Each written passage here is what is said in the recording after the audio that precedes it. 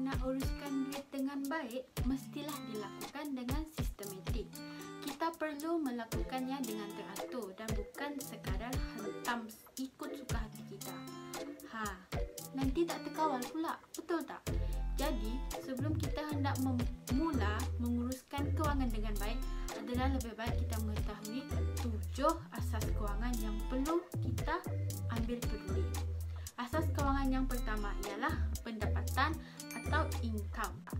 Jadi, dalam fasa pertama ini, perlulah kita menghasilkan pendapatan tak kira sama ada melalui gaji, upah, bisnes atau apa-apa sahaja yang mendatangkan wang.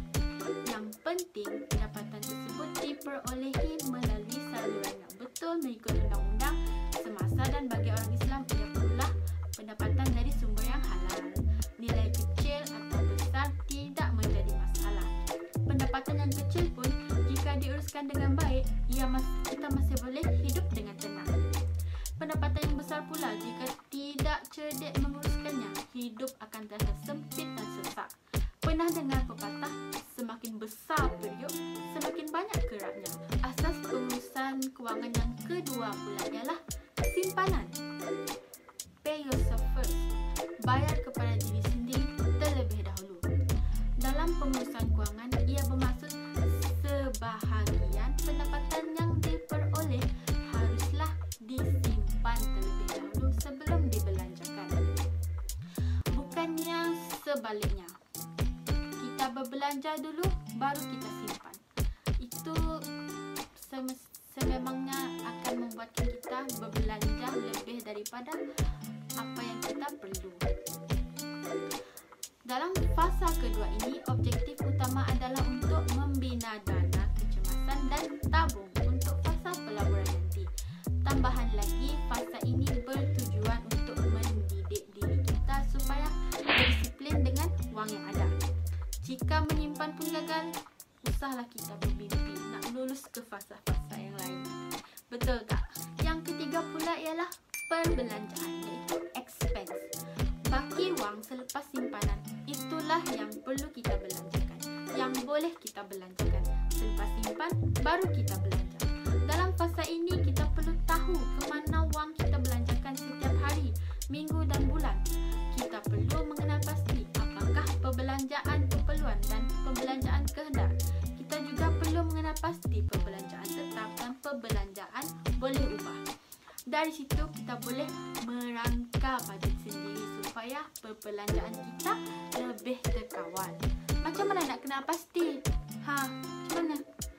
So, kita kena rajinlah mencatat. Betul tak? Yang keempat ialah perlindungan. Ramai sebenarnya yang sering mengabaikan fasa perlindungan ini.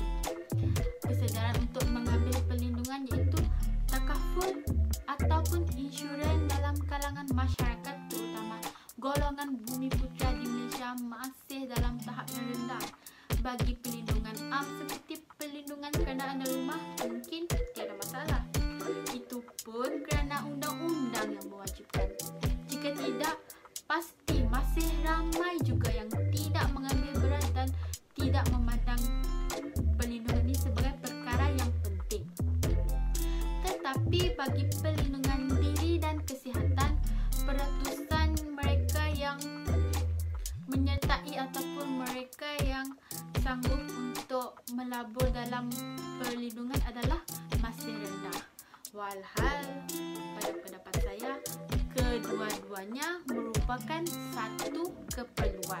Insurans atau takaful sebenarnya melindungi pendapatan dan simpanan kita daripada hangus ataupun daripada kilang kerana masalah atau pelbagai jenis benda yang tidak dijangka seperti kemalangan, dan juga menyediakan perlindungan atau sumbangan kepada waris jika berlaku musibah ke atas pencarum. Asas kewangan yang kelima pula ialah pelaburan. Yang ini kita semua tahu kan? So, fasa pelaburan adalah di mana kita menukarkan pendapatan dan simpanan kita kepada bentuk aset. Tak kira sama ada bentuk aset kertas ataupun aset tetap. Jika kita menyimpan sahaja tanpa melabur, lama-kelamaan wang simpanan akan terhakis oleh inflasi. Bayangkan nilai nilai RM50 ataupun RM100 pada hari ini semestinya tidak akan sama pada masa 10 tahun akan datang. Jadi, membuat pelaburan adalah sangat penting.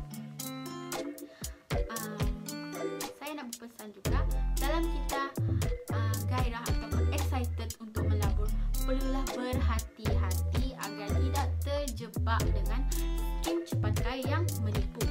Pelaburan pada tempat yang betul dengan teknik yang betul dapat mempertingkatkan nilai aset kita. Pelaburan juga dapat menghasilkan pendapatan tambahan juga kalau kita tahu dan ia kena dengan cara yang betul. Bak kata orang, guna duit untuk buat duit. Use money to make money. Ya, risiko dalam pelaburan sentiasa ada, namun itulah cabarannya. Seterusnya pula penyucian atau purification. Cukai, derma, sedekah dan zakat adalah jalan untuk menyucikan harta kita. Konsepnya adalah untuk harta kita boleh ada bahagian-bahagian yang perlu diperuntukkan kepada orang lain. Menarik kan? Membayar cukai untuk membantu kerajaan membangunkan negara dan masyarakat. Derma dan sedekah pula untuk membantu golongan atau mereka yang memerlukan. Zakat pula untuk membangunkan ummah dan golongan asnaf. Jadi, janganlah sayangkan duit dan culas untuk melakukan fasa penyucian ini. Okey semua, yang terakhir pula adalah asas kewangan yang terakhir adalah pewarisan ataupun distribution. Harta yang ada kekal di dunia sahaja dan tidak akan dibawa ke kubur. Waris yang masih hiduplah yang akan menikmatinya. Adakah nanti apabila kita telah pergi, kita mahu meninggalkan waris kita bergaduh sesama sendiri disebabkan mereka merebut harta, atau waris mengalami kesulitan untuk mendapatkan harta yang dulunya kita bertungkus-lumus bina untuk mereka disebabkan undang-undang dan prosedur yang leceh. Atas sebab-sebab inilah pentingnya membuat pewarisan sebelum kita meninggal. Wasiat, hibah dan faraid merupakan elemen yang penting dalam fasa penyucian ini. Dapat sesuatu tak? Dengan arti kata lain, sekiranya kita mengetahui asas pengurusan kewangan, maka ia akan memudahkan kita untuk menguruskan kewangan dengan baik dan sistematik, kerana tanpa ada asas ini, ia sudah pasti akan menyebabkan kita merasa sukar untuk menguruskan kewangan kita. Kesannya nanti ia akan membuatkan kita tidak peka mengenai kemana wang kita pergi dan bagaimana kita menggunakan